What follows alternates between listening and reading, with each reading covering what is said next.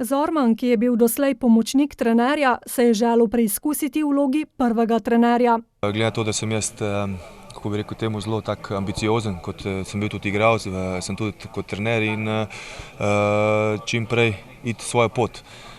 Glede na to, da sem moja zgodba tudi znana, da je družina doma in da sem hotel iti domov. Tako da je priložnost za vodenje ekipe videl v rokometnem klubu Trimo Trebnje. Obljubil je bojevitost, borbenost in da bodo dali vsako tekmo vse od sebe. Ni važno samo zmaga, če si ti na pravi poti, tudi kakšen poraz pride sigurno in to ni nič tragičnega, ampak važna je ta pot in važna je, kako ekipa funkcionira, kako se mi počutimo in kako sodelujemo.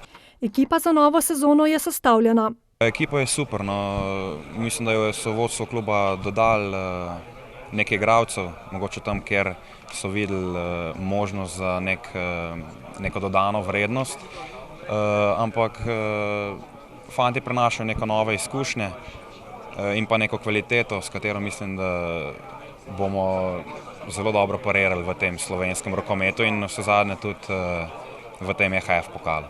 Igralci sicer komaj čakajo začetek nove sezone, saj so ukrepi med epidemijo COVID-19 močno omejili tudi njihove treninge.